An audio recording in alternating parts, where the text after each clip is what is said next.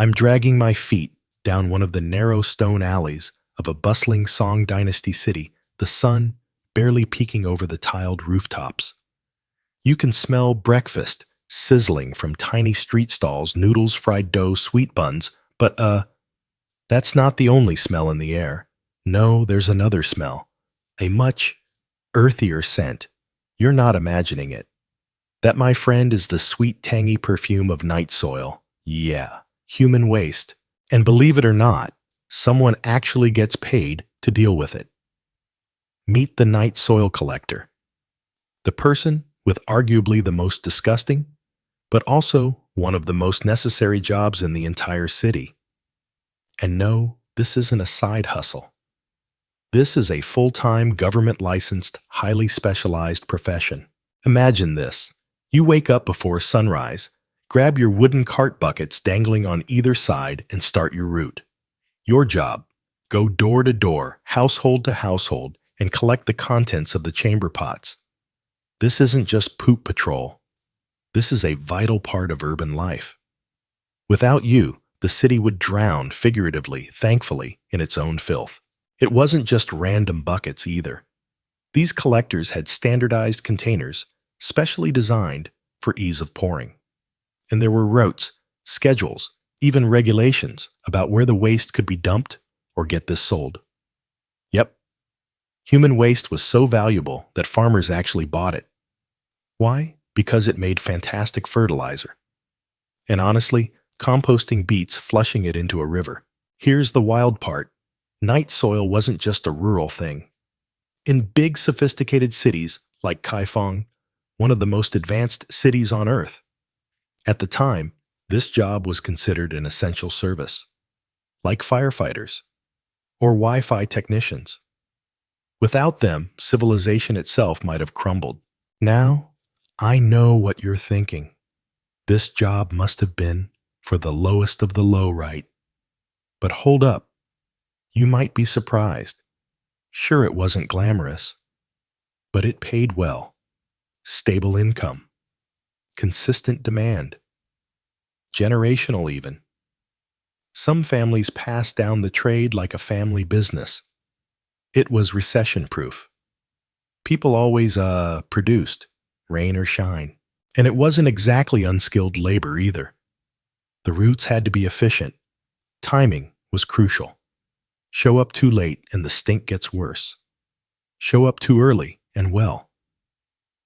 Let's just say the inventory isn't ready yet. Some collectors even developed secret routes to avoid rush hour crowds or compete with rival collectors. Competitive poop logistics. Yeah, that's a thing. Historians still debate whether the government actively encouraged night soil collection as a regulated service or if it evolved more from community necessity. What's clear is that it was absolutely woven into the fabric of Song Dynasty urban life. And here's an extra quirky fact for you. Night soil collectors had their own uniforms. Nothing fancy, but recognizable. Usually, dark heavy aprons, cloth wraps around their heads, and bells on their carts. Why the bells? Simple. So people could hear them coming and prepare their offerings. And don't think for a second that these folks were shunned. Okay, maybe nobody invited them to dinner right after work, but people respected the job. And farmers? Oh, farmers loved them. That human fertilizer was rich, full of nitrogen, phosphorus, potassium, all the stuff plants dream about. This trade was so important that entire rural economies depended on it. Imagine your waste fueling someone's rice crop 3 villages away. A truly closed-loop system. Kind of beautiful, in a gross way. And here's where it gets even funnier. Because the Song Dynasty was so advanced in commerce, there were even middlemen. Middlemen, people who didn't collect the waste themselves, but brokered deals between urban collectors and rural farmers. The medieval poop brokers. You can't make this up. Oh, and if you're picturing the city as some smelly, chaotic dump, it wasn't. Cities were surprisingly clean. by medieval standards. Why? Because these folks made it so. Regular collection, regulated dumping grounds outside the city walls, and recycling waste into something useful. This was sanitation before modern plumbing. Now, imagine the gossip along the road. Oh, Mrs. Chen's pot is overflowing again. That poor husband of hers must have been the dumplings. Yeah, you bet the collectors knew everything about everyone. The original data collectors. All information, straight from the source. And let's not forget the hazards. Slippery roads, spills, tipping carts, angry customers, even thieves, yes thieves, stealing fertilizer to sell on the side. You think your job's stressful? Try chasing someone who just stole your cargo. Some records even suggest that the wealthier collectors formed little co-ops, pooling resources to invest in better carts, sturdier buckets, or exclusive contracts with major farms. A medieval sanitation startup, basically. By now, the smell's starting to fade as the sun rises higher, the morning market buzz kicking in. But the night soil collectors, their shift is winding down. They head toward the city, gates where their cargo will soon become next season's bumper harvest. And as I watch the last collector disappear down the road, apron flapping in the breeze, I realize something weird, something kind of profound. In this complex machine of an ancient city, every job mattered, even the stinkiest ones. The sun's barely stretched itself over the horizon when I hear an odd, clinking sound, like someone dragging a giant wind chime across cobblestones. And sure enough, here comes another strange figure of the Song Dynasty workforce, the Imperial Ice Delivery Guy. Yep, ice. In a world where the nearest refrigerator is, well, several centuries away from being invented. Now don't picture some sad little chunk of ice melting in the sun. No, this was a full-blown government-organized operation. Entire ice houses were built massive underground chambers, insulated with straw sawdust and layers of packed earth to store winter ice all year long. And in the sweltering summer months, wealthy households, restaurants, and even government offices would order ice like we order pizza.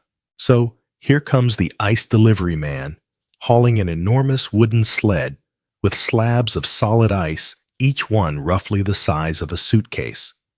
Strapped down, wrapped in layers of hemp cloth trying to fight the inevitable battle against the summer sun. The man is sweating bullets, his sandals flapping against the stones, muttering something that probably translates to, "Why didn't I listen to my father and become a scholar?" It wasn't just for vanity, though. Sure, rich folks loved chilled desserts and cold melon slices, but ice also served medical purposes. Doctors recommended it to cool fevers or reduce swelling. Restaurants used it to keep fish fresh. And tea shops. Oh, iced tea wasn't invented yet, but cooled drinks were a luxury worth flaunting. Here's the kicker. This wasn't an odd side gig. The Song Dynasty government actually oversaw the entire ice industry. They called it the Ice Bureau. I swear I'm not making that up. The Bureau controlled who could harvest ice, how much was stored, and who was allowed to buy it. It was like a medieval version of Amazon Fresh, but exclusively for frozen water. Historians still debate whether the primary purpose of these ice houses was public health elite luxury, or a way for the government to flex on everyone else by literally controlling summer comfort. Either way, the demand was massive. And because demand was so high, there was a black market for ice. Yeah. Imagine a shady alley where someone opens their trench coat. Psst. Hey, want to buy some premium ice fresh from last winter? Still 70% solid. The delivery process was grueling. No trucks, no forklifts, just pure human muscle. Some delivery workers used specially designed carts with thick cloth linings and clay insulation, while others dragged sleds if the roads were smooth enough. and time was everything. Take too long, and your precious cargo became an expensive puddle. And let me tell you, losing a delivery didn't just mean an angry customer. Oh no, that was lost profit. Ice was sold by weight, so every drip was literally money melting away.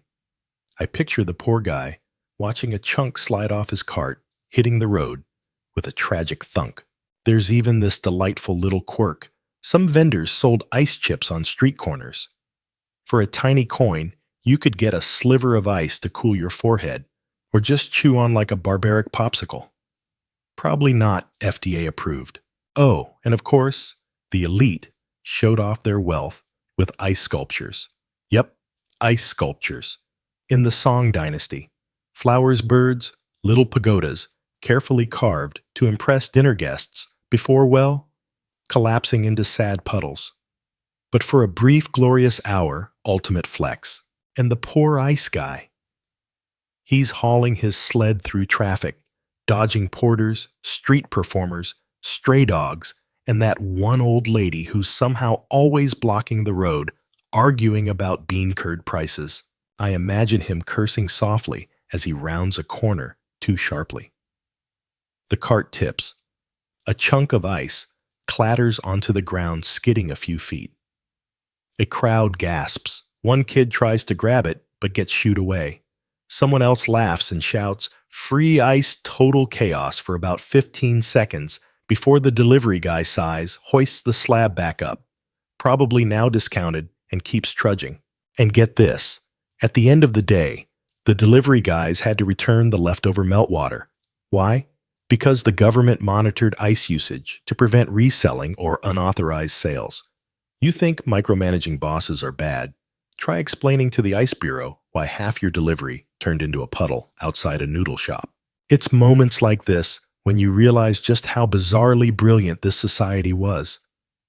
People figured out how to store literal winter inside the belly of a summer city. No electricity, no chemical refrigeration, just math insulation and pure stubbornness. Of course, the job wasn't without danger. Heavy ice slabs could crush a foot.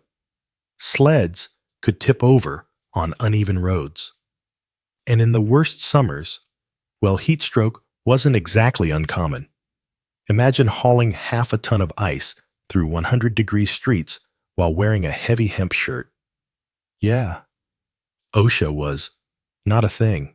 But here's the twist. Despite the misery, this job had perks. Ice delivery guys were minor celebrities. Kids followed them around, hoping for dropped chips. Shopkeepers offered them free tea in exchange for favors. And wealthy customers tipped well because nobody wanted to be the household whose banquet fish turned into sushi without the refrigeration. By the time the sun reaches its peak, most deliveries are done. The cart's empty. The hemp wraps are soaked. And the delivery guy slumps under a shaded awning, fanning himself with a bamboo paddle that's doing absolutely nothing against the humidity. I watch as a young apprentice hands him a bowl of mung bean soup, icy cold, of course. He raises it in a tired salute. Another day, another cubic meter of frozen misery successfully delivered. And as the last drop of ice water trickles down the cart's wooden slats, I can't help but think, this was the world's coolest job. Literally, the sun's high now. Cicadas screeching from somewhere in the trees, and I'm weaving my way through the crowds when I hear this weird, eerie wailing sound. High-pitched, rhythmic sobbing rising and falling, like waves crashing on a very dramatic, very emotional beach. At first, I freeze. Is someone hurt? Is there some kind of accident? Nope. Turns out, it's just someone doing their job. Meet the professional mourner. Yep. There were actually people in the Song Dynasty whose entire job was to show up at funerals and cry. Loudly. Convincingly. For hours. And listen, this wasn't a scam. This was an honorable profession. Completely normal. Totally respectable. In fact, Having a really dramatic funeral wasn't just about honoring the dead, it was about showing the community that your family cared deeply. The more mourners, the more prestige. If you couldn't rustle up enough genuinely devastated relatives, no problem. Just hire a team of professional criers. They'd show up with white mourning clothes, messy hair, and absolutely Oscar-worthy sobbing skills. I'm watching one now. A woman, mid-40s, maybe, kneeling by a bamboo coffin. She's rocking back and forth, face buried in her hands, letting out these long, heart-wrenching howls between sobbing gasps like, "Why, oh, why did you leave us? You were the light of our lives." I mean, it's honestly kind of impressive. Somewhere between Shakespeare and pure emotional warfare. Now, here's the kicker. This wasn't just loud wailing for the sake of it. There was a whole art to it. Professional mourners studied different vocal patterns. There were specific rhythms, tones, even breathing techniques designed to tug at heartstrings. Think of it like medieval method acting.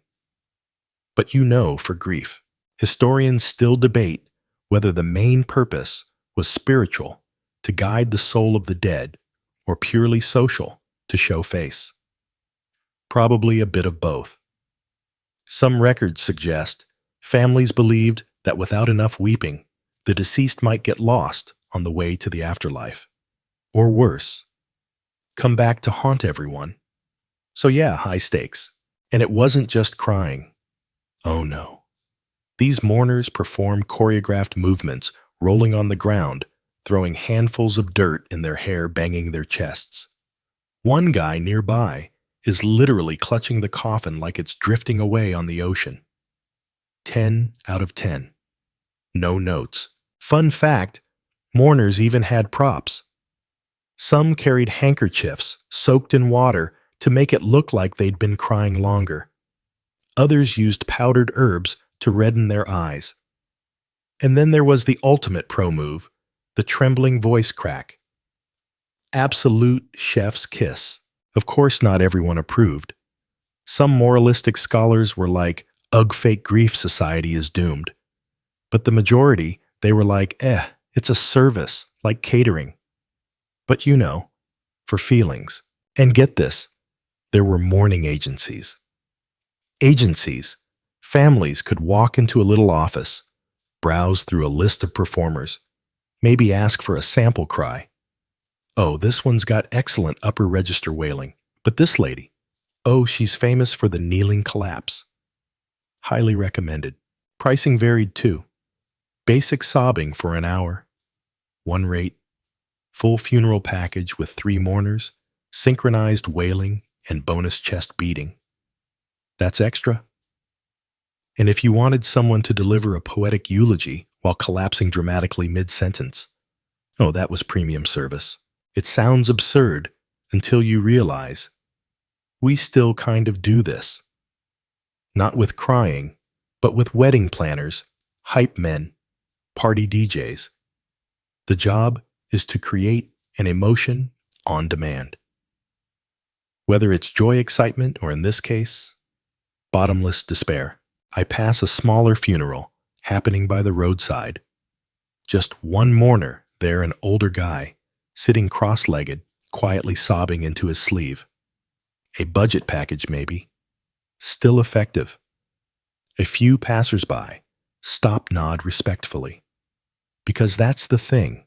Whether the tears are real or paid for, they still mean something. There's even a funny story from a Song Dynasty record about a mourner who got so into the performance they fainted.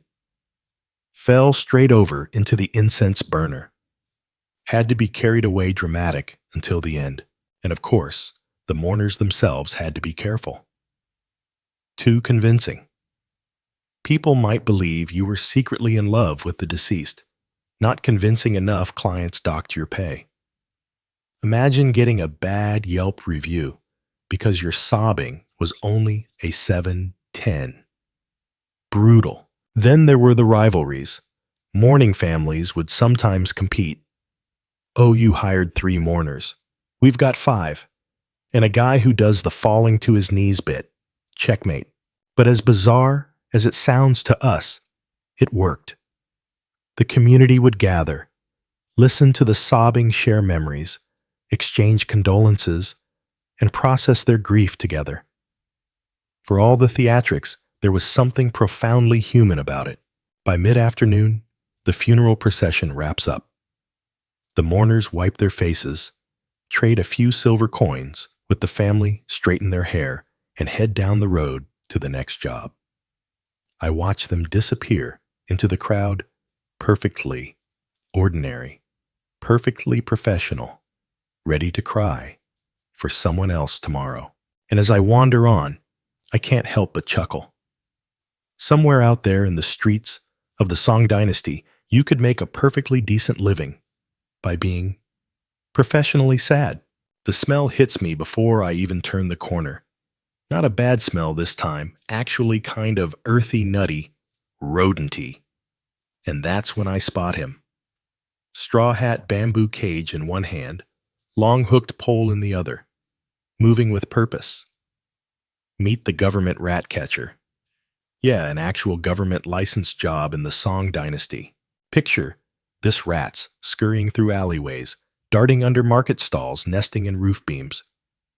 In a city like Kaifeng, one of the biggest, most bustling urban centers in the world at the time, rats weren't just pests, they were public enemies. Disease spoiled grain, chewed silk, ruined scrolls. Little fuzzy disasters with tails. So the city created an entire pest control department. I kid you not, an actual government office dedicated to rat catching. The job came with a badge, a title, and get this, an official quota. Imagine that performance review. Wang, you're 24 rats short this month. Let's talk about your future here. I trail one of them now. His name's probably something like Old Jang. He moves with this weird mix of stealth and swagger, crouching low, scanning shadows, flicking his pole like a fishing rod, spotting rat droppings on the stones like some kind of medieval CSI. There's a sudden snap. A wooden trap springs shut, one down. He mutters under his breath, probably something like, "You little thief," and then resets it like it's nothing. Business as usual. Historians still debate whether this job was mainly for public health or economic protection. Some argue it was about preventing plague outbreaks, an idea a little ahead of its time. Others say it was more about protecting valuable goods, like grain and silk. Either way, the government took it seriously enough to pay people to patrol neighborhoods armed with cages, snares, and frankly, nerves of steel. These weren't just random guys with sticks either. There was technique, knowledge, rat psychology, if you will. They studied rat habits where they nested what foods lured them, which alleys were the worst. And they used different tools for different situations. Spring traps for quick kills, baited cages for live capture, and long poles with loops for snagging the ones that tried to escape. Fun fact, some rat catchers even carried ferrets. Little furry assassins slipped into cracks and holes where humans couldn't reach. Ferrets would chase the rats into waiting nets. Nature's perfect little murder noodles.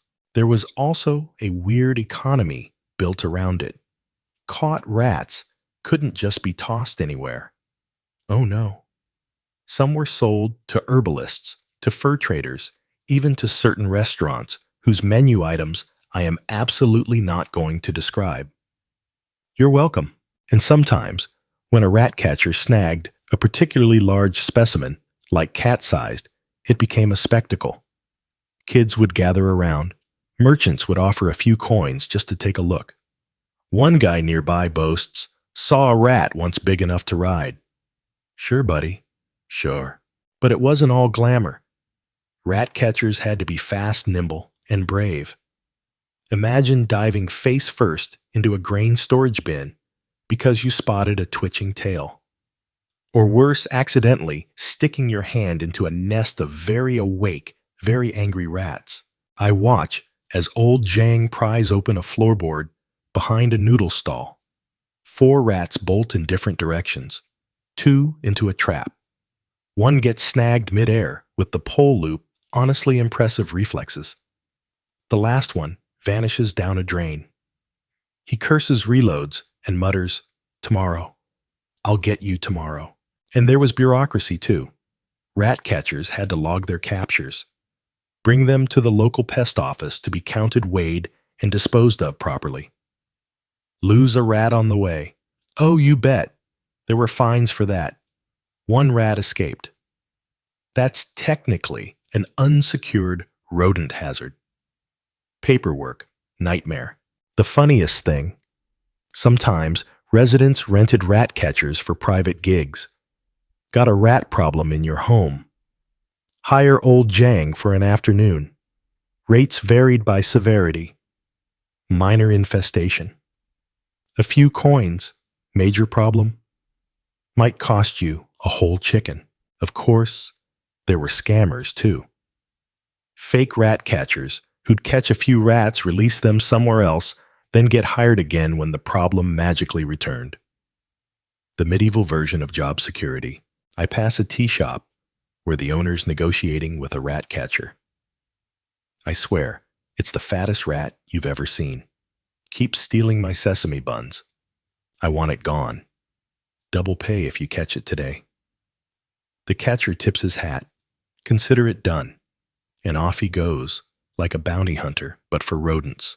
By sunset, I see the pest control crew heading back toward the municipal office. Their bamboo cages rattle with a dozen angry little faces, twitching noses and flicking tails. They log their numbers, collect their pay, maybe trade stories about the one that got away. Then it's off to the tavern, or home, or maybe back to the streets, for overtime rats don't sleep after all. And as I watch them disappear into the crowd, I can't help but grin. Somewhere out there in the orderly chaos of Song Dynasty life, there were heroes whose mission was to fight the eternal battle between civilization and tiny fuzzy chaos. There are some things in life you can never quite prepare for. Like, say, walking past a bustling clinic in the heart of the Song Dynasty and seeing a man in fine silk robes, sniffing a jar of pee. Yep. Welcome to the world of the Imperial Urine Inspector. A job so strange, so eyebrow-raising, that even the rat catchers probably shook their heads and said, "Yeah, no thanks." But here's the kicker. It wasn't weird back then. In fact, this was considered cutting-edge medical science. You weren't really a proper doctor unless you'd mastered the fine, ancient art of urine analysis. Urine. I linger by a physician's stall, trying to look casual, as an older gentleman holds up a porcelain flask, swirls it like a sommelier evaluating wine, and then, takes a cautious sniff. Then a sip. Yep, you heard me. A sip. Someone passes by, wrinkles their nose, but nobody bats an eye. Totally normal Tuesday. And this isn't just some weird dare, by the way. In traditional Chinese medicine, urine was like a medical crystal ball. By examining its color, clarity, smell, and brace yourself, flavor doctors claimed they could diagnose everything from liver problems to pregnancy to tuberculosis. Historians still debate whether this was more superstition or if there were legitimate diagnostic benefits. I mean, modern science admits you can detect some stuff from urine like sugar for diabetes. But taste testing? Yeah, that part didn't survive peer review. The process was downright methodical. The patient would arrive with a small jar, often wrapped in cloth to keep it warm. Temperature was apparently a diagnostic clue. The inspector would pour a bit into a white porcelain saucer, hold it up to the light, and observe. Is it clear, like spring water? Cloudy, like rice soup? Tinged red? Greenish, foamy? Each detail told a story. Then came the smell test. Sharp, musty, sweet, bitter. Yes, apparently, urine can smell bitter. Didn't know that. Didn't want to know that. Now we both do. You're welcome. And the bravest, Or perhaps most committed doctors would do the taste test. Not a gulp, just a dab to the tongue. Salty, sweet, metallic. According to one old medical manual, sweetness indicates a wasting disease. Salinity, a cold within. Imagine telling your doctor that today and getting that kind of response. Lawsuit incoming. Oh, and this wasn't a free-for-all. The top-tier urine inspectors were basically celebrities in the medical world. Rich families would send servants across the city with their little porcelain jars begging for an appointment. You didn't trust just anyone to taste your personal fluids. This was an art. There were even reference charts, little diagrams with circles colored in various yellows, browns, and terrifying shades of green, showing what each condition supposedly looked like. I catch a glimpse of one pinned to the wall next to a bunch of bamboo scrolls. It's honestly kind of beautiful and also horrifying. And the doctors? Oh, they were full of confidence. One patient mutters, "I feel dizzy and weak." The doctor peers at the liquid, sniffs deeply, smacks his lips thoughtfully, and declares, "Your chi is damp and your spleen is sluggish." The patient nods solemnly, like, "Yeah, that checks out." Of course, no job comes without hazards. Urine inspectors had to deal with spillage, broken jars, angry patients who didn't like the diagnosis, and sometimes the really awkward moment when two people showed up with nearly identical symptoms but wildly different P profiles. Cue the academic debate right there in the clinic. And then there's the gossip. I overhear a street vendor whispering, "Did you hear old Ma's pee turned purple? That's bad luck for the whole block." Yep, your bodily fluids could become neighborhood news faster than you could say electrolyte imbalance. But this wasn't just a side gig. These inspectors were part of broader medical clinics. Alongside them were herbalists, acupuncturists, massage specialists, all collaborating in this intricate ballet of medieval healthcare. Honestly, it's not so different from a modern wellness center. If you ignore the drinking pee part, and it wasn't always bad news. Sometimes patients brought in samples just to confirm they were healthy, like a medieval version of getting your annual physical. Except instead of blood work, it's, yeah, you get it. I pause near a booth where an apprentice is boiling herbs. The urine inspector is packing up for the day, wiping down his tools carefully, shelving his porcelain saucers. His apprentice rushes over, holding yet another jar. The old man sighs, mutters, "Never ends," and gets back to work. It's oddly comforting in a way. Sure, the methods were unconventional, but the goal was the same as today, figuring out what's wrong, helping people feel better, keeping the community healthy, even if it meant developing an extremely intimate relationship with bodily fluids. As the sun dips low and the clinic shutters creak closed, I take one last glance at the handwritten sign over the door. Roughly translated, "Expert in the waters of life." And honestly, that's either the weirdest business name ever or the most poetic. Maybe both. The day's cooling off now, the sun sinking low behind the city walls, but the streets are still alive with voices clinking bowls and the occasional heated argument over cabbage prices. I wander toward a temple courtyard, expecting peaceful chanting. And that's when I see him. A man in crisp monk robes, shaved head glinting in the fading sunlight, stuffing his face with dumplings.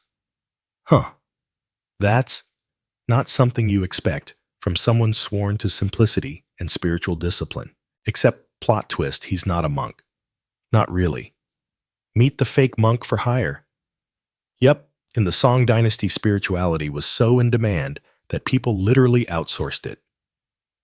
Too busy to make an offering. Can't spare a day to chant at the temple. No problem. Hire someone to do the praying for you.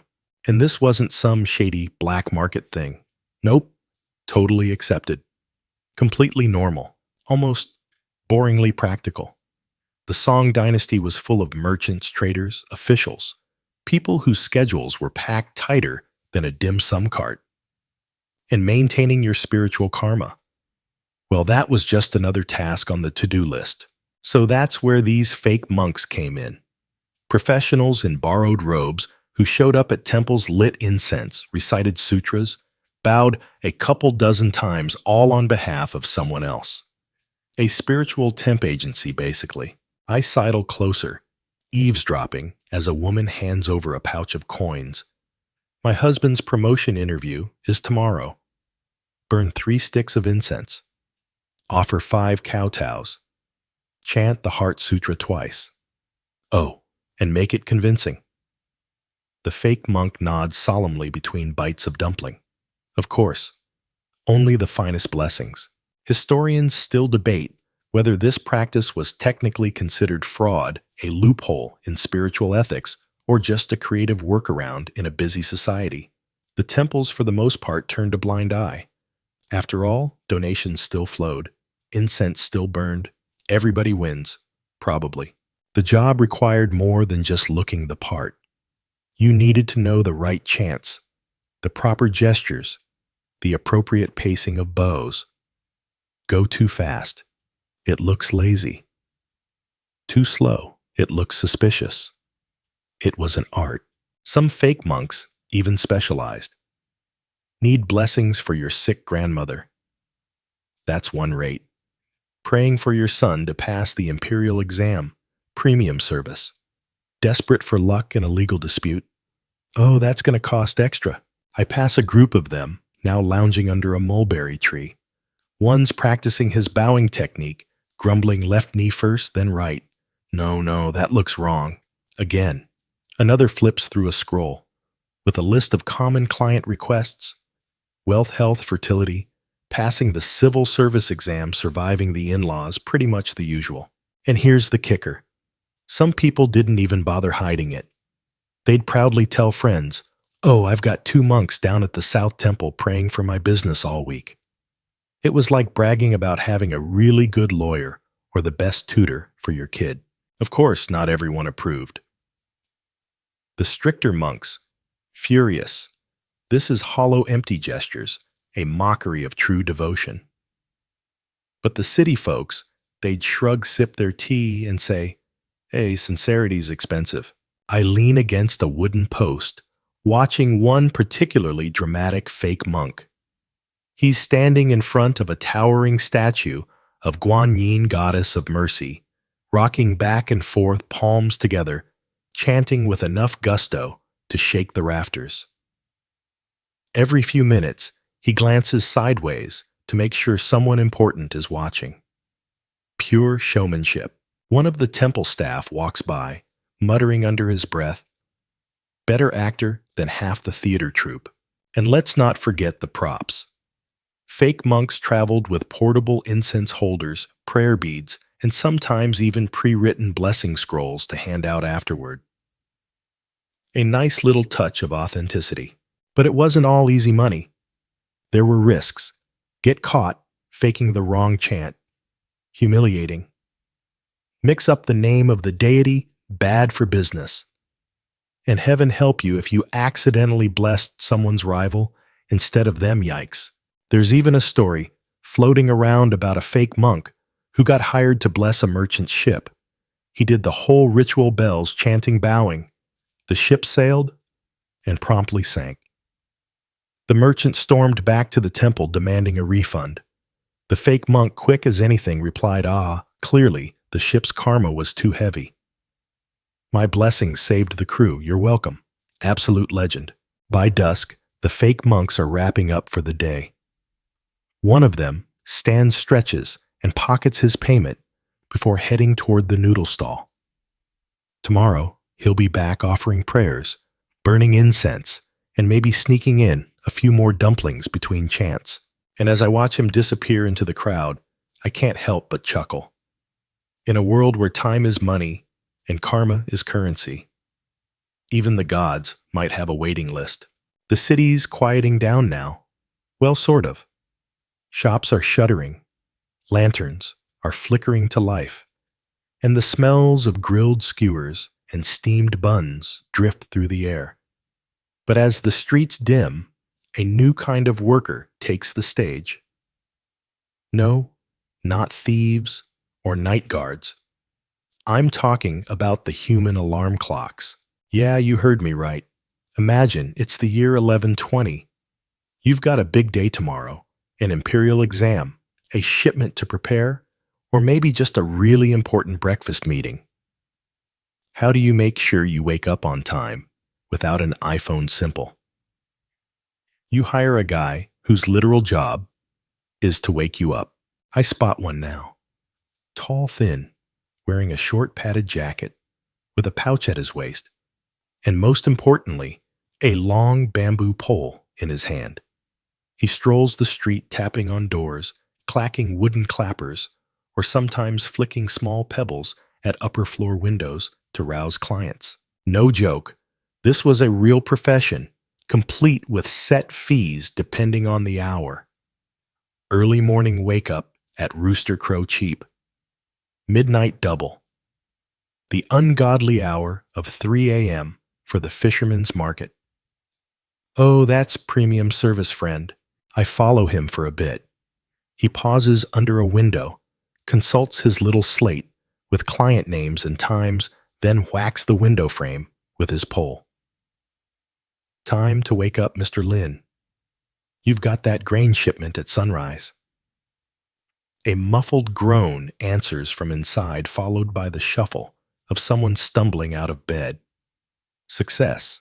Historians still debate whether this service developed purely out of urban demand or whether it was tied to the growing complexity of commerce in song cities.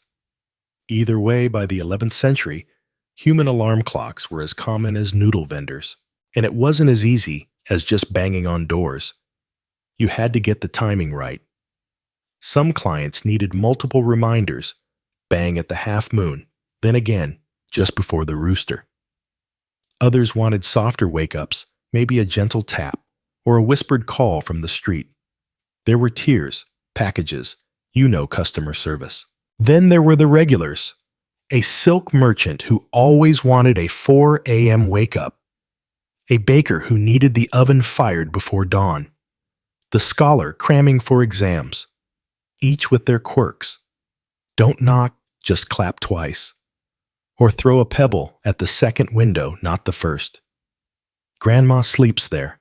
I pass another wake-up man who's leaned casually against a wall, checking the stars like a living clock.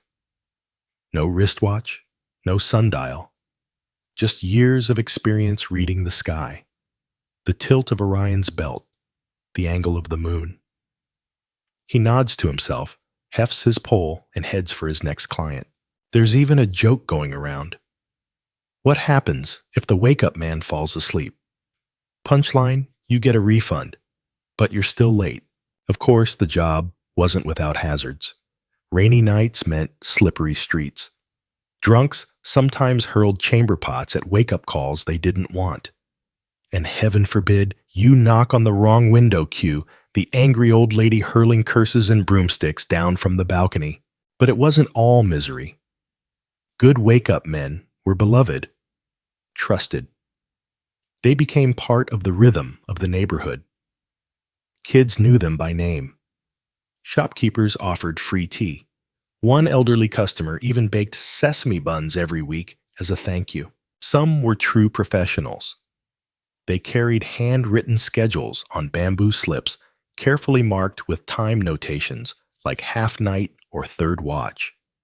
A few particularly fancy ones even had assistants, one to track time, one to do the knocking.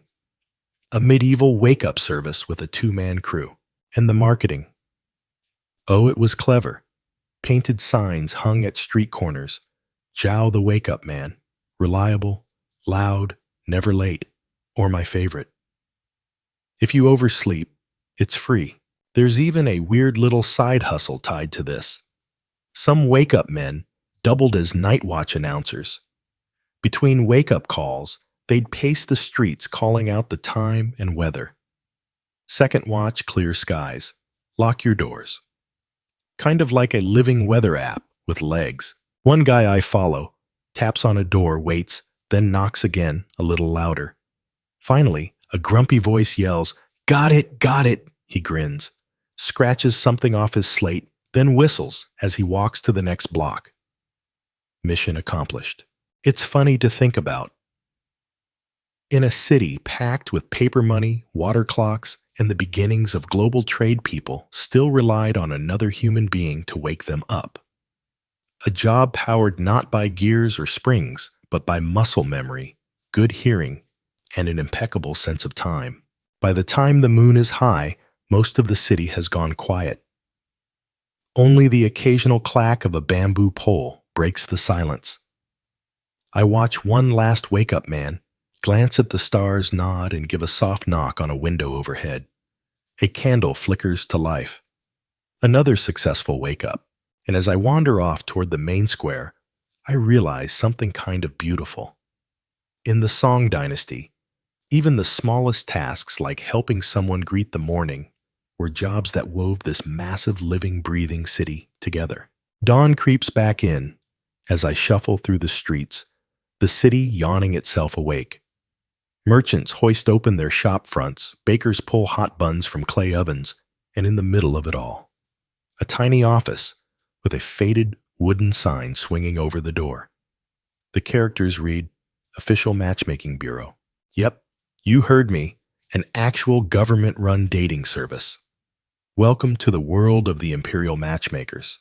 In the Song Dynasty, finding true love, or more realistically, a strategically advantageous marriage, was way too important to leave to chance.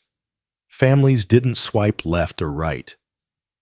They hired professionals whose full-time job was to pair people up like a medieval dating algorithm, run entirely on gossip family registries and vibes. I lean against a wooden post as a frazzled father bustles into the office, waving a slip of paper. My son is 23, tall, works in textiles, plays the zither, very polite. Not married yet. Help. The matchmaker scribbles notes, nodding like a therapist hearing about someone's failed ex. Plays zither. Important. And what about his teeth? No joke, teeth mattered. So did skin tone, height, family lineage, horoscope signs, number of siblings, even the number of moles on someone's face. It was a full diagnostic scan of your romantic eligibility. Historians still debate whether this bureaucratization of romance was primarily about social stability, economic consolidation, or simply a reflection of how seriously families took the idea of marital harmony. Either way, it was deeply formalized. I watch as the matchmaker flips through a massive scroll, an actual catalog of eligible singles in the district. Names, birth dates, family occupations, even personality notes. It's the 12th century version of Tinder, except instead of profile pictures, it's astrological charts and handwritten notes, like polite, but prone to sulking. And this wasn't just about the couple. Oh no. This was about families merging fortunes, combining social ladders being climbed or desperately clung to. A silk merchant's daughter marrying into a scholar's family jackpot. A farmer's son marrying into a minor noble family, risky but doable if the horoscope lines up. Matchmakers also had to be negotiators. I overhear one explaining, "Yes, your daughter is charming, but the groom's family insists on 5 silk bolts as part of the dowry. Perhaps 4 and a lacquered chest instead, like a human marriage marketplace, complete with haggling." And then there were the background checks. Oh, the background checks. The matchmaker would stroll the neighborhood, gathering intel. Does he gamble? Does she fight with her mother-in-law? Are there any, hidden children?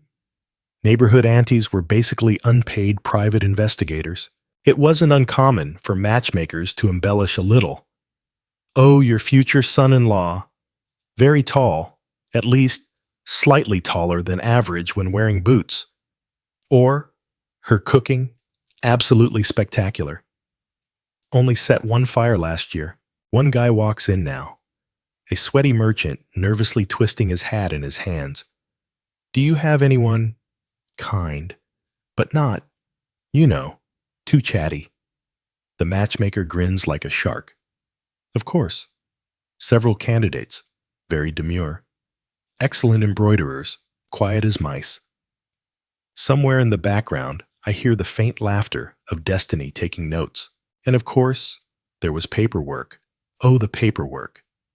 Matchmakers filled out detailed marriage contracts listing dowries, reciprocal gifts, obligations, even clauses like, if either party fails to provide agreed-upon goods, the contract may be annulled.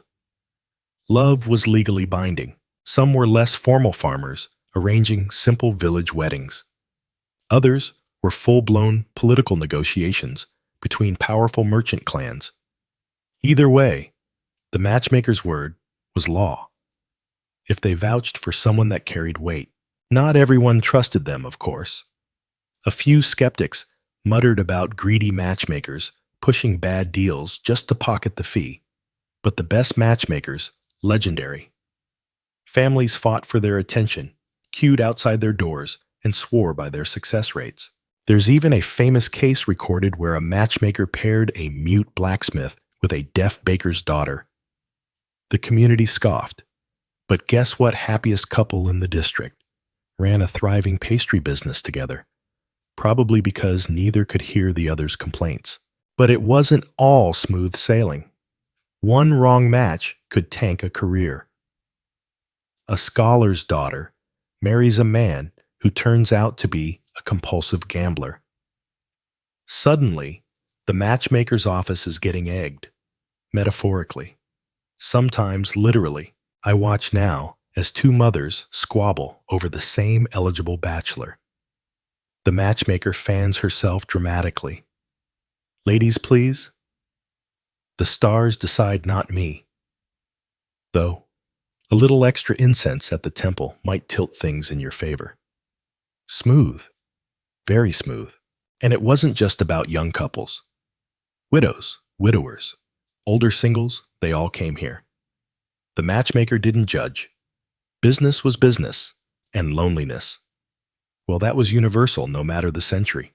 As the sun creeps higher, the matchmaker rolls up her scroll pockets a few coins and heads out probably to attend a wedding she helped arrange or scout a new eligible family moving into town. Her job never ends. Because in the Song Dynasty, love may have been complicated, but it was also profitable.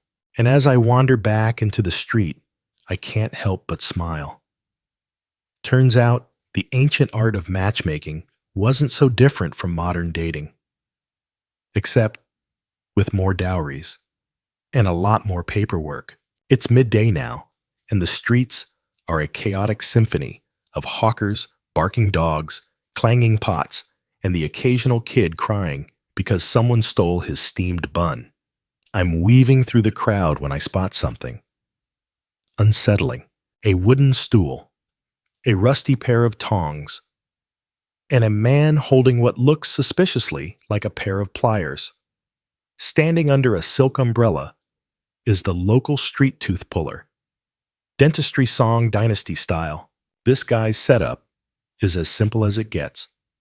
No walls, no clinic, just a stool for the patient and a wooden box full of, tools, most of which look like something you'd find in a blacksmith shop rather than a dentist's office. A couple of rusty hooks, some wire, and those infamous iron tongs. I wince just looking at it. A woman steps forward, clutching her jaw clearly in agony. The tooth puller pats the stool motions for her to sit and starts inspecting her mouth. No gloves, no sterilization, just vibes. And the audience. Oh, there's always an audience. Half a dozen people lean in munching sesame cakes, watching like it's street theater. One guy mutters, "Oof, Looks like a molar. This one's gonna be loud. The tooth puller pokes around with a thin rod, finds the offending tooth, and without warning, yank. The woman lets out a noise somewhere between a scream and a goose honk. The tooth comes free with a wet pop, followed by a small spray of, let's call it history. The crowd cheers. Someone hands the woman a cloth for the bleeding. She stands wobbles, and because she's an absolute warrior, thanks the tooth puller and hands over a couple of coins. Show's over. Next, historians still debate whether these guys were heroes of public health or walking malpractice suits. Honestly, probably both. They served a real need. Relieving toothaches, pulling rotten teeth before infections got worse. But yeah, let's just say dental hygiene wasn't exactly a strong suit back then. And it wasn't just pulling teeth. Some of these street dentists offered other services, filing teeth flat to fix a crooked bite, yanking perfectly healthy teeth to make more space, applying herbal pastes to soothe gum infections. You name it.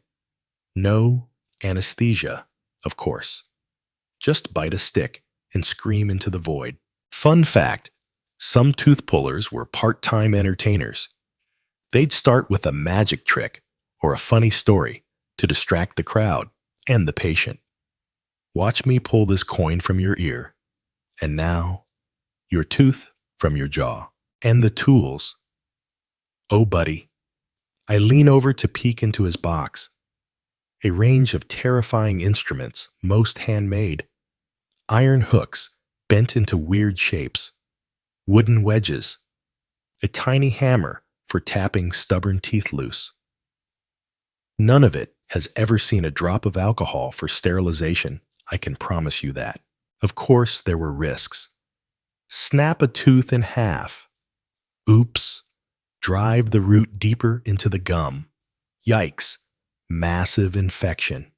Yeah, that happened. Sometimes the patient left with more problems than they came with.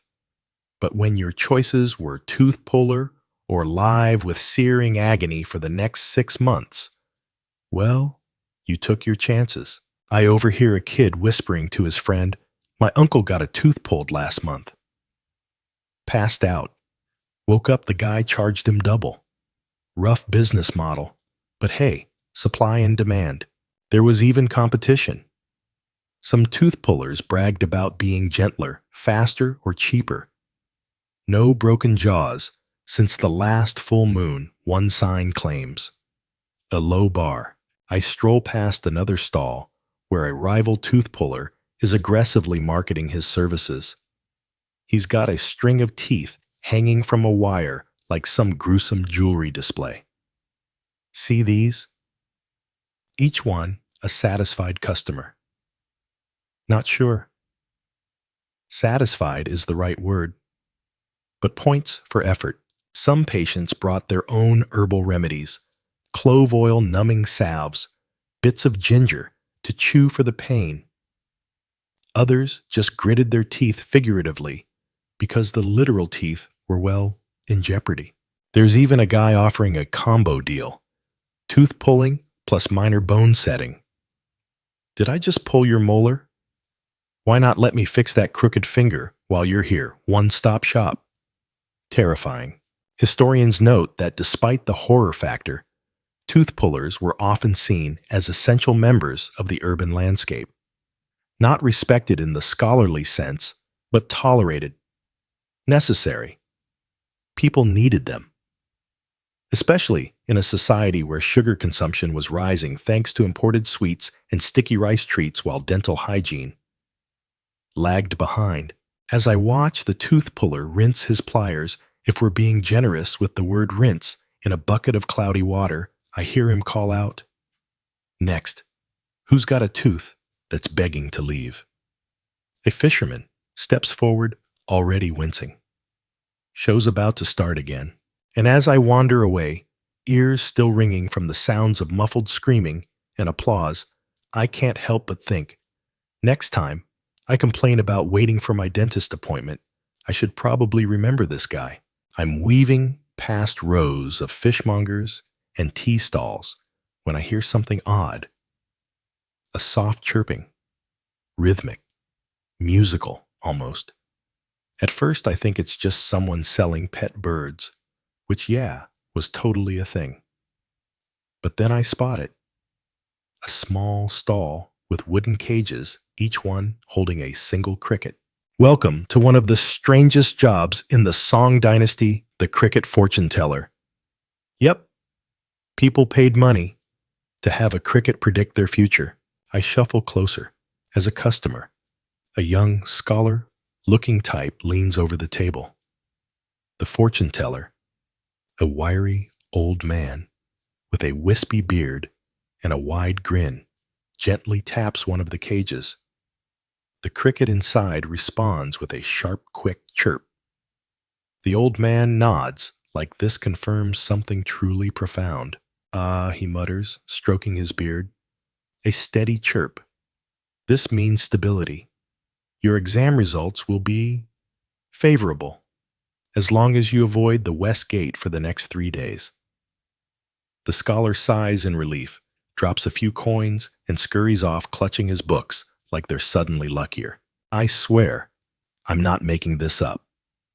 Cricket fortune-telling was a legit hustle.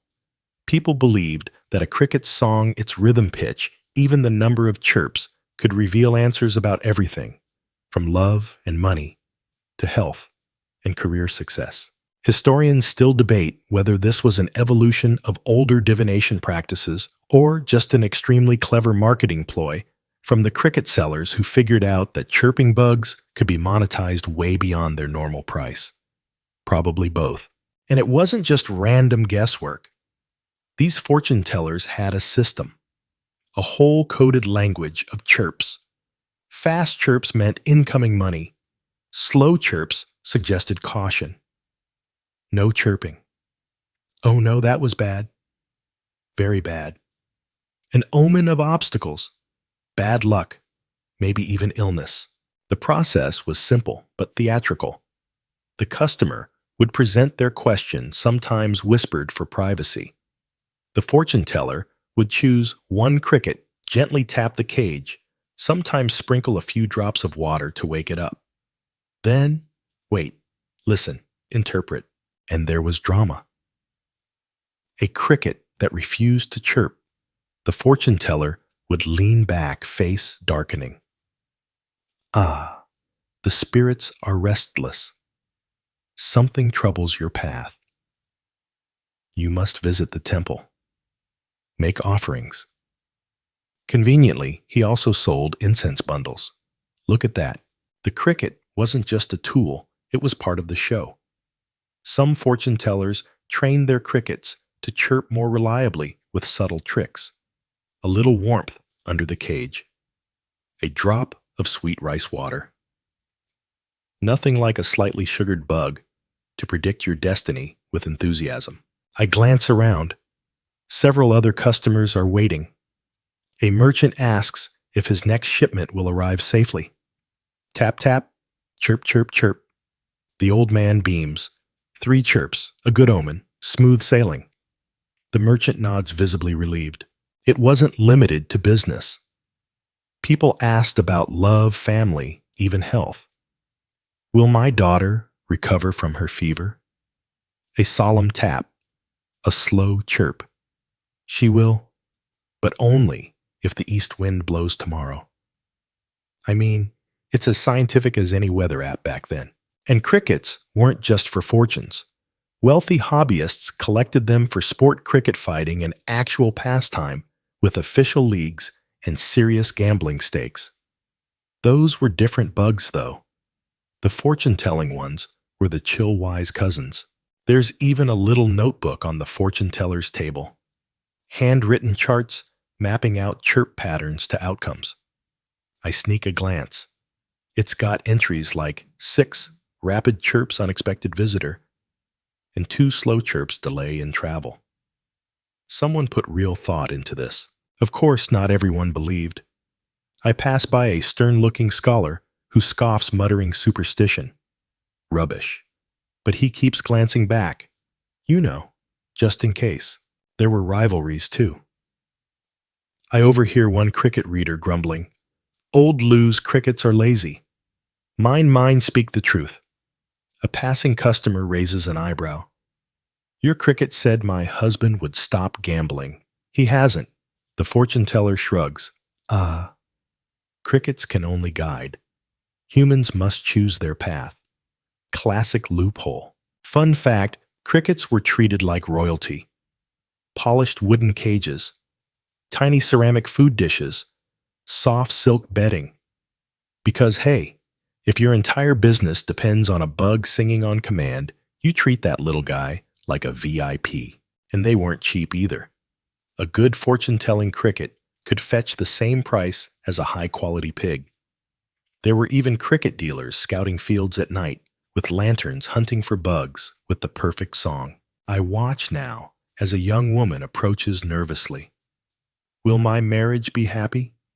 The old man taps the cage. Silence. His face turns grave.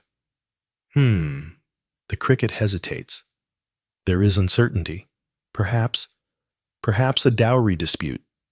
You must tread carefully. The girl gasps, bows, and scurries away, already mentally recalculating her wedding negotiations. It's easy to laugh from a modern perspective. But honestly, it's not so different from flipping tarot cards or reading horoscopes. People wanted comfort, guidance, a sense that fate wasn't just some chaotic roll of the dice. As the crowd thins, the fortune teller carefully feeds his crickets a dab of sticky rice, a sliver of cucumber.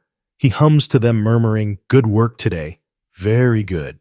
And as I wander off, the soft chorus of chirps fades behind me, in a city bursting with noise, money, and ambition.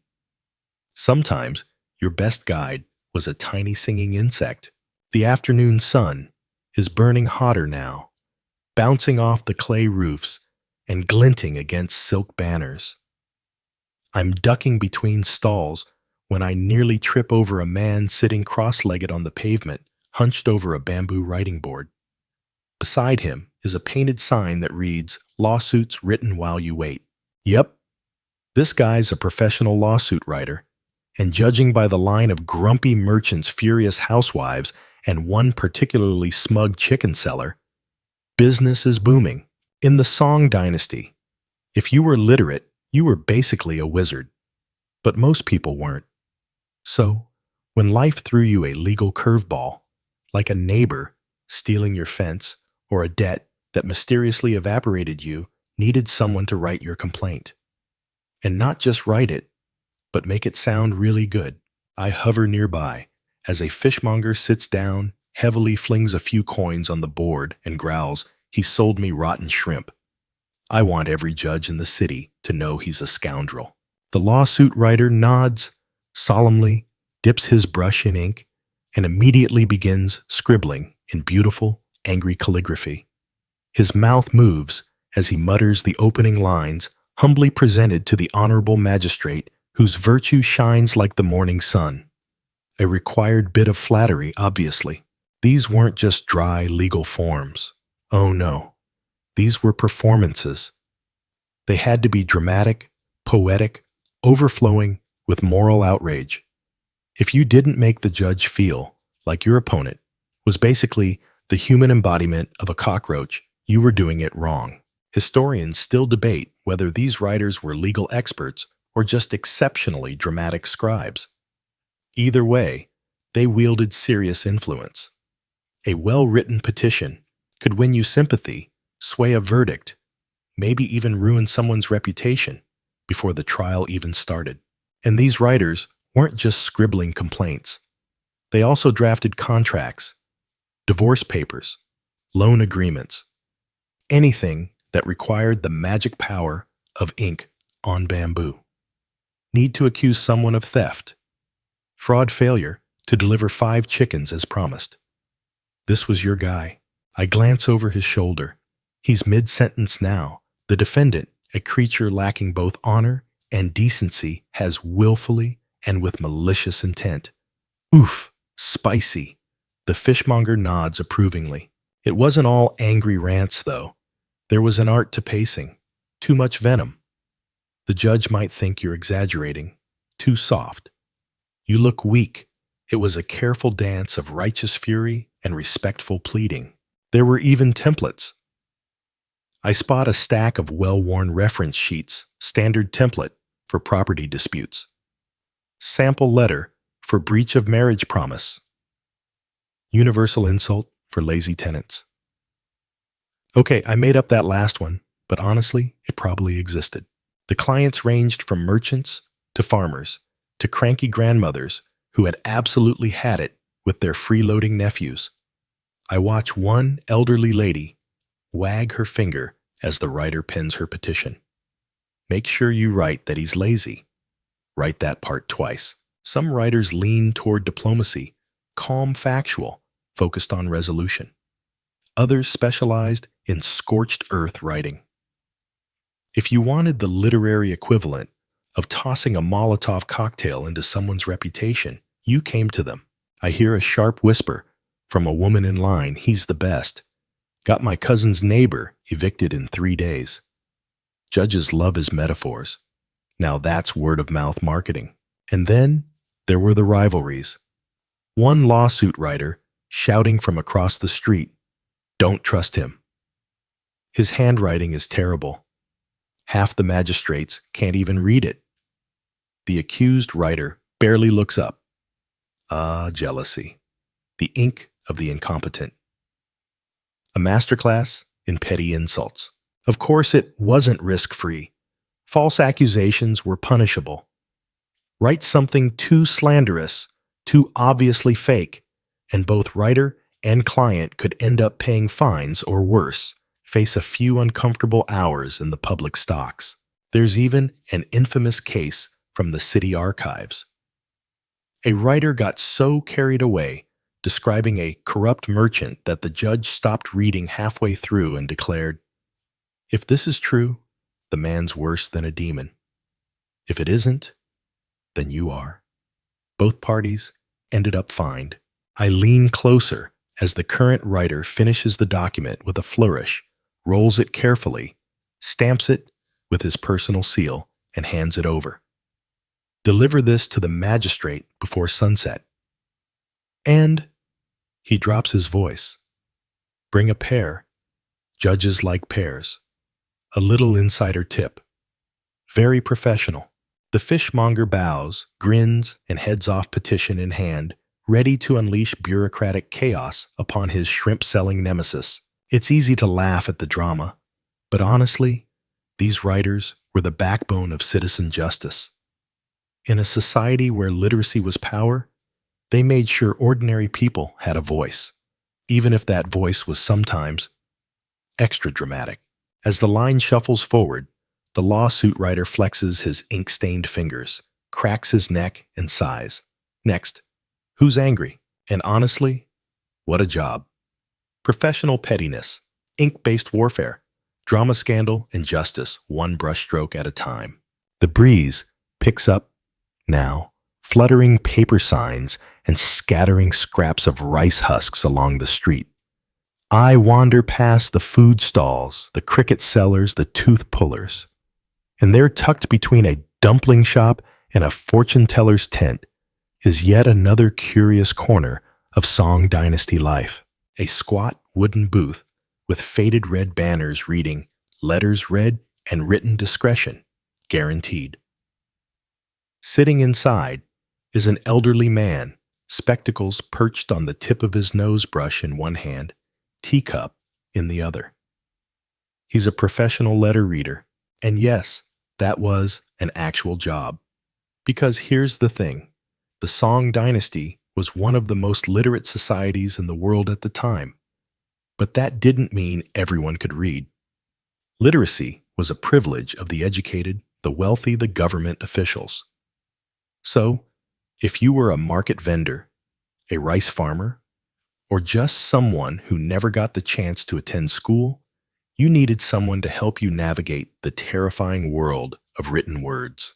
I shuffle closer as a woman in a straw hat nervously approaches the booth, clutching a folded letter. "It's from my brother." I think, From Hangzhou, she stammers. The letter reader smiles gently, wipes his hands, and unfolds the paper with the care of someone handling sacred scripture. His eyes dart back and forth across the page. Ah, he says the silk business is good. The children are well. He, he mentioned something about, oh, a lost goat. The woman gasps. Not the brown one. Yes, I believe. Yes, the brown one. Tragedy. Absolute tragedy. But the letter reader's job wasn't just decoding words. He was also an interpreter of tone. Was the brother annoyed, joking passive-aggressively, reminding her about that money she borrowed last year? The reader adjusts his voice, smooths the phrasing, and sometimes, let's be honest, edits the message for maximum peacekeeping. Historians still debate whether these readers were neutral messengers or subtle influencers of family drama. Probably both. One little tweak of a sentence could either fan the flames of a feud or smooth things over entirely, and it worked both ways. These folks didn't just read, they wrote. Couldn't write a letter to your cousin 2 provinces over, pay the reader. He'd compose a beautifully worded message on your behalf. Formal, flowery, full of the right greetings, honorifics, and polite passive-aggressive nudges. I watch as a wiry old man steps up next, clearing his throat awkwardly. I need, a letter to my, former business partner. About that debt. The reader nods like a doctor, hearing someone say, it burns when I pee. Totally routine. He dips his brush, rolls his wrist, and starts composing. To the most esteemed and honorable Mr. Chen, whose wisdom and integrity are renowned. Standard opening. Then the pivot. It is with great reluctance and profound regret that I must remind you, oh yeah, he's building up to the demand of the outstanding matter of the 48 strings of cash, which remain sadly unpaid. Smooth as silk. And there were levels. Basic letter reading. Cheap. Composing a letter. A little more. Poetry included extra. Need it written on fancy paper with golden flecks. Oh, buddy, that's the deluxe package. Of course, it wasn't always mundane family updates or unpaid debts. Some letters were spicy. Secret love notes. Marriage proposals. Apologies that were either heartfelt or wildly passive-aggressive. A good letter reader was part writer, part therapist, part conspirator. I overhear a younger man whisper, make it sound like I'm, not desperate, but, interested. The reader adjusts his spectacles, nods solemnly. Of course. Subtle, romantic, respectful, not desperate. Very well. And then there were the heartbreaks. I glance over as an old farmer hands the reader a letter trembling in his fingers. The reader scans its size and with a gentle voice says, I'm very sorry. Your cousin passed away last month. But he says the harvest was good. He thought of you often. The farmer lowers his head.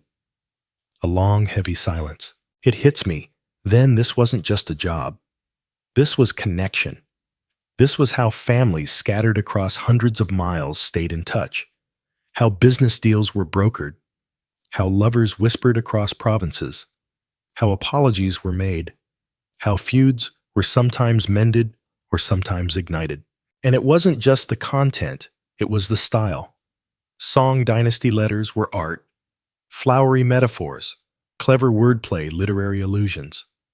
A simple, hey, I miss you might become as the plum blossoms fall and the autumn wind stirs the bamboo.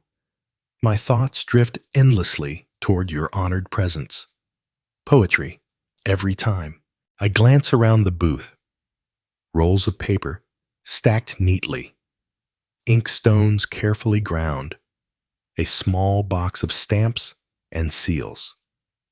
The tools of someone who, without ever lifting a sword, could start or stop a war. The reader finishes a letter, folds it, stamps it, and hands it over. His client bows grateful. The next in line steps forward, already rehearsing their message in their head. The day continues, and as I drift away from the booth, the soft scratch of brush on paper fading behind me, I can't help but smile. In a city filled with voices, it was the written word, painstakingly inked by someone else's hand, that truly carried the weight of the heart. The afternoon air is thick with the smell of roasting chestnuts and sizzling scallion pancakes as I wander into yet another peculiar corner of the Song Dynasty job market. This time, it's a government job, but not one you'd expect. A guy in a plain gray robe stands in front of a food stall, arms crossed, eyeing the sizzling skewers like a hawk. Meet the street food inspector. Yep, that was a real job. And believe me, this guy isn't here for the snacks. Well, not just for the snacks. In a city obsessed with food, noodles, dumplings, fried buns, sticky rice cakes, you needed someone to make sure vendors weren't sneaking in, let's say, creative ingredients. Because food poisoning. Yeah, not a modern invention. I sidle a little closer, pretending to inspect some pears while eavesdropping. The inspector leans in, sniffs a pot of stew, suspiciously, then dips a small bamboo spoon into the broth. He sips, smacks his lips thoughtfully, then scowls. Too much salt. Trying to hide bad meat, huh? The vendor throws up his hands. It's, flavor. Very fashionable now. The inspector's eyebrow arches so hard it practically leaves his forehead. You've got until sunset to replace it, or you'll be fined. Historians still debate whether this job was truly about public health price control or just another form of government revenue through fines. Probably all three. But one thing's certain, nobody messed with the food inspector, and the job wasn't as simple as sniffing soup. These inspectors memorized dozens of telltale signs of spoiled ingredients, slimy fish scales, cloudy oil meats that smelled a bit too adventurous. They carried checklists handwritten on bamboo slips covering everything from noodle thickness standards to whether vinegar smelled sharp enough. I watch as another inspector pulls out a tiny scale and weighs a steamed bun. He scowls. This is 2 tails underweight. You're shortchanging customers. The bun seller groans, slapping his forehead. It's the humidity. Nice try, pal. There was even official training. Junior inspectors apprenticed under seniors, learning the delicate art of judging dumplings by bounce broth, by clarity, and skewers by, well, smell mostly. There's no hiding spoiled pork when it's sizzling in open air. Of course, it wasn't always about quality. Prices mattered too. Some inspectors were basically walking price monitors. A copper coin for this pancake. Last week, it was half explain. The vendor sweats.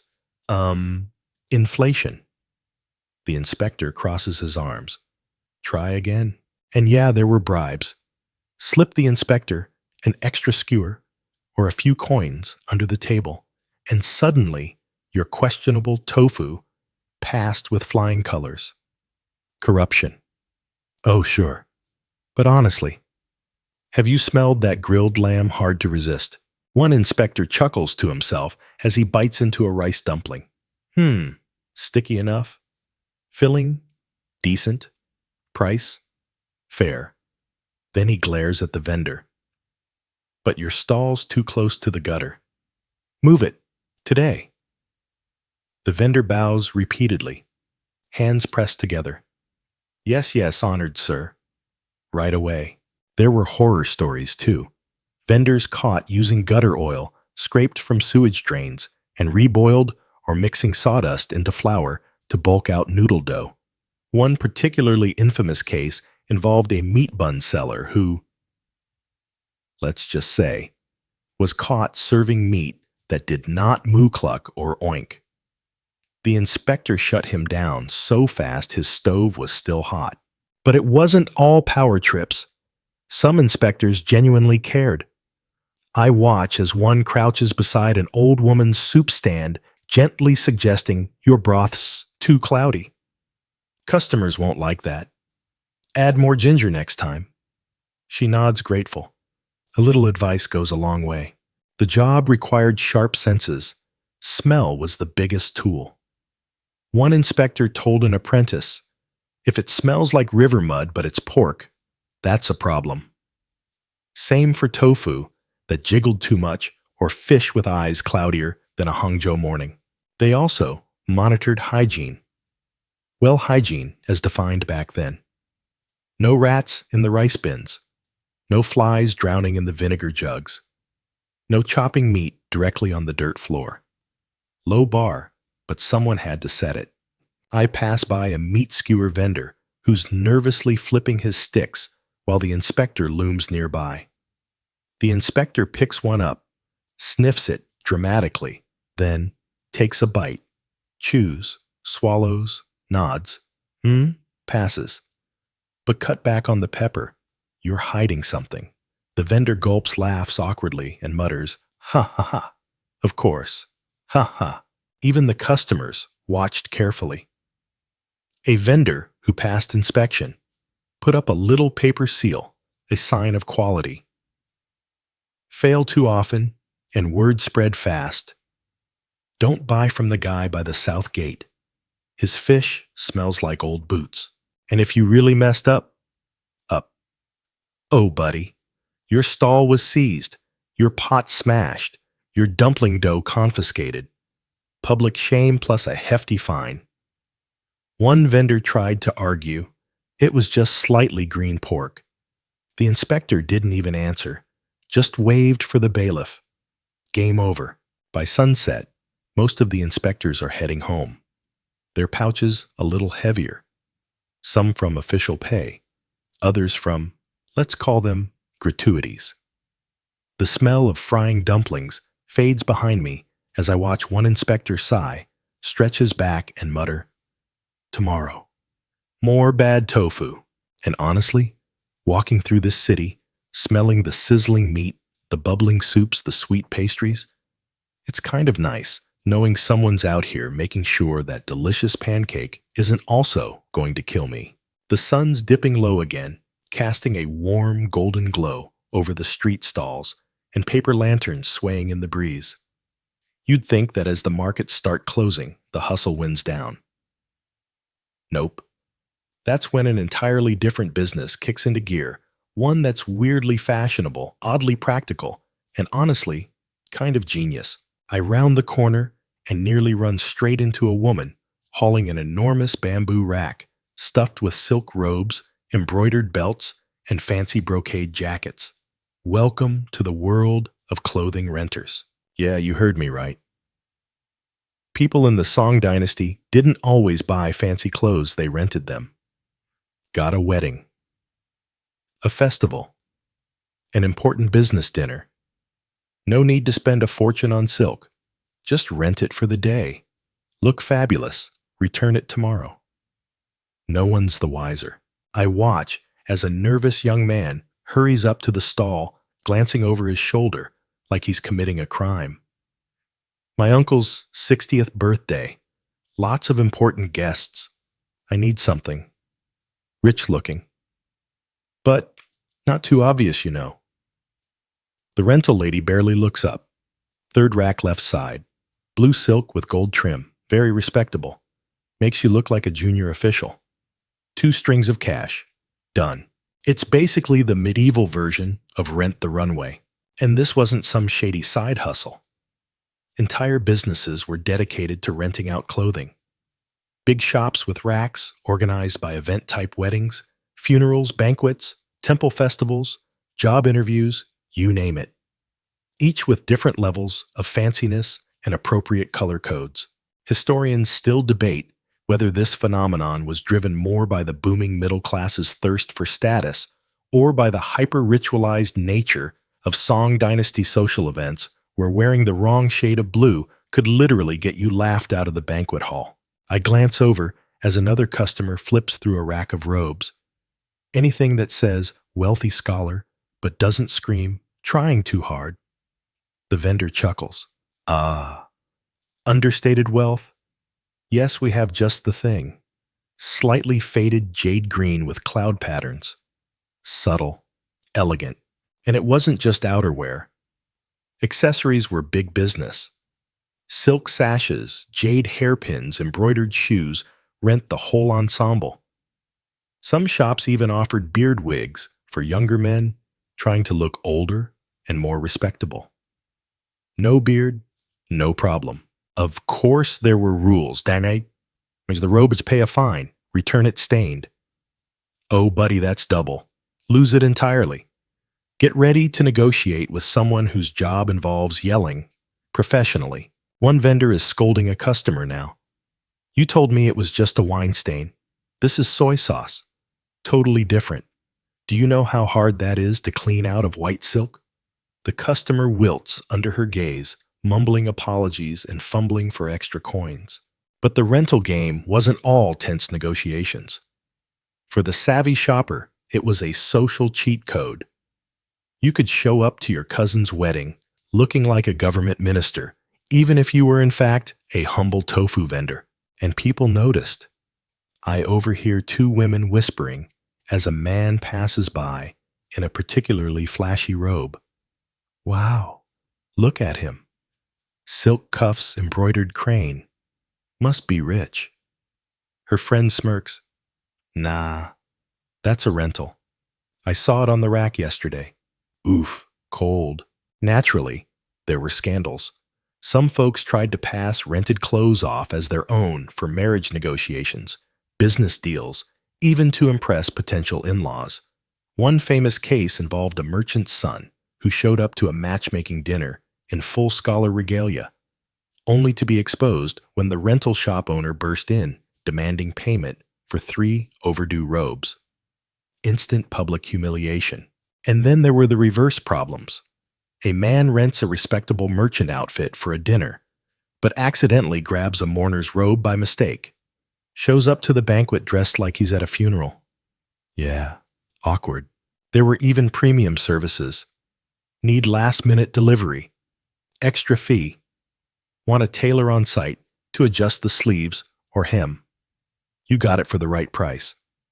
Some shops had attendants whose job was to shadow clients during events, discreetly fixing wardrobe malfunctions. Medieval glam squad. It hits me how clever this system is.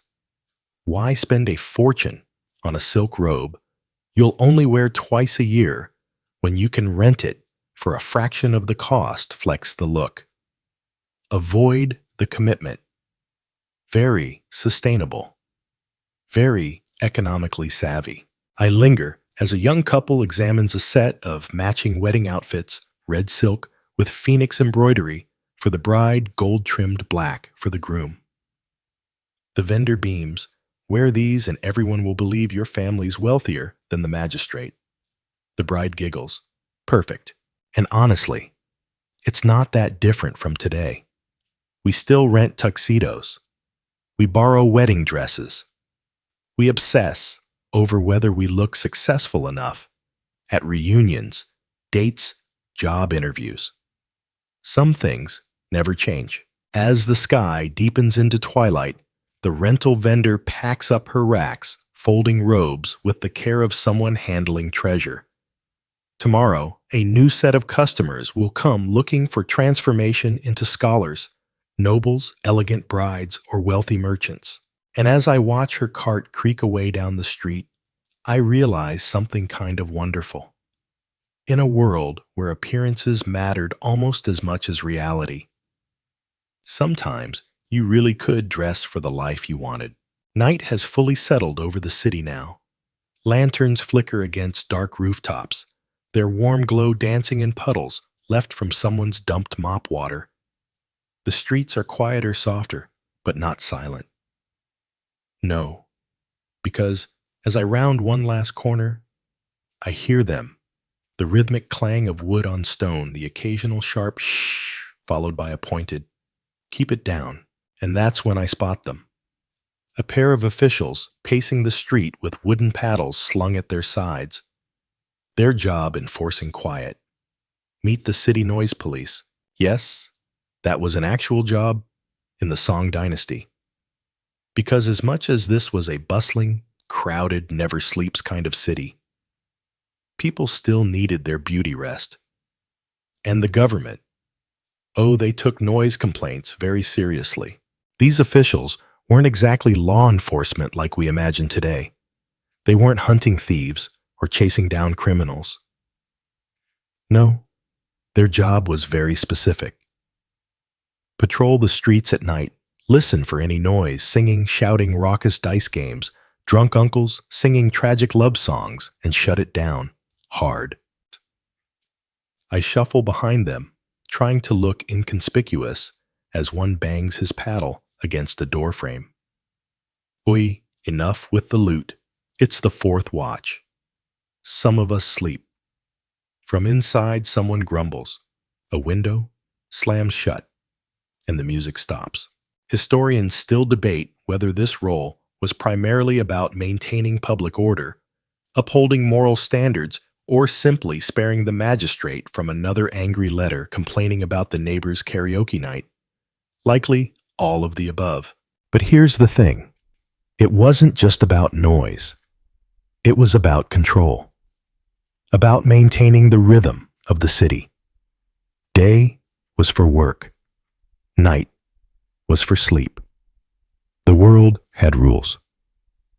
And those rules included no impromptu midnight drumming circles. I pass a tavern where things are getting, let's say, enthusiastic. The noise police glance at each other, sigh, and head over. One bangs on the frame. All right, drink quietly. No dice games on the floorboards. No singing about your ex until sunrise. You know the rules. A chorus of groans. Someone shouts, "We're not loud, you're just sensitive." The officer raises an eyebrow. "You want to test how sensitive my fines are?" Immediate silence. Of course, enforcement was flexible.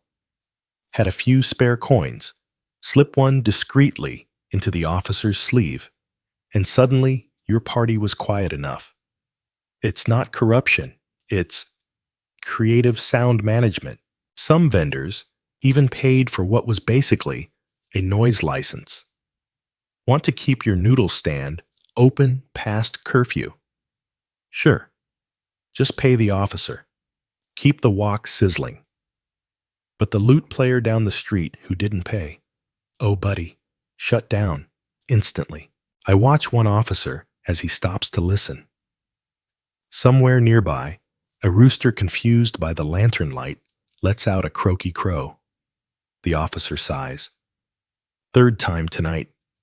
Someone's getting fried tomorrow. His partner chuckles, scribbling a note on a bamboo slip. I half wonder if that's an actual fine or just a dinner suggestion. Noise control wasn't limited to music either. Loud carts, not allowed after curfew. Barking dogs. Technically a violation. Arguments that got too heated. Oh, you bet. Someone got a warning. A favorite tactic was the stern knock, followed by a long, disappointed sigh. Very effective. There's a story floating around that a particularly ambitious noise officer once fined a cricket seller because his bugs were chirping too loudly near the magistrate's house. True, maybe. But it's a great story either way. And sometimes noise officers went rogue, creatively rogue. One group was notorious for patrolling near the tea houses they liked best. Coincidence, obviously, that those tea houses never got fined. Definitely just good acoustics. But despite the occasional bribe or creative enforcement, the noise police served a real function. They kept the streets livable. Imagine a city with no walls, no insulation, just paper screens between you and a tavern full of rowdy gamblers. Without these guys, chaos. Nobody sleeps. Everyone's cranky. Society collapses. I trail them past a fish market, now shuttered for the night. They pause, listen. Somewhere, a toddler's wailing. The officer tilts his head. Kid doesn't count. Carry on. Further down, a street. Performer is packing up. He glances at the officer's smirks. You're early tonight. One grins back. You're late packing up. Don't make me write you up for excessive symbols. They laugh. No fine tonight. But the job wasn't without its drama. Sometimes arguments broke out. One tavern owner refuses to shut down his dice table. The officers threaten a fine. A shouting match ensues ironically, violating the noise ordinance about noise. Eventually, someone relents, or pays, or both. And sometimes, the enforcers themselves became the noise. A pair got so drunk one night after their shift that they had to fine each other for disturbing the peace. Legendary. As the night deepens, the streets finally start to settle. The officers lean on their paddles yawning, watching the last few stubborn gamblers shuffle home. Somewhere a lute starts up again. 2 soft notes, then cuts off instantly, as if the player remembered the rules halfway through the chorus. I watch them scribble their final notes, adjust their robes, and head toward the guardhouse, their job done for the night. Tomorrow, they'll be back patrolling the boundary between peaceful sleep and chaotic nightlife, making sure the Song Dynasty doesn't shake itself apart with too much midnight karaoke. And as I wander off, under the glow of the last lanterns, it strikes me this city ran not just on trade and rice and silk, but on a delicate balance of sound and silence. And now, as the lantern light softens and the night air grows still, I think it's time for us to let the bustle of the Song Dynasty fade gently into the background. Just imagine it, the last of the noodle stalls closing, the clatter of bamboo poles from the noise police finally fading away. Somewhere a cricket chirps softly in its cage, no longer predicting fortunes, just singing for no one in particular. The fake monk has packed up his incense. The lawsuit writer has rolled away his bamboo slips.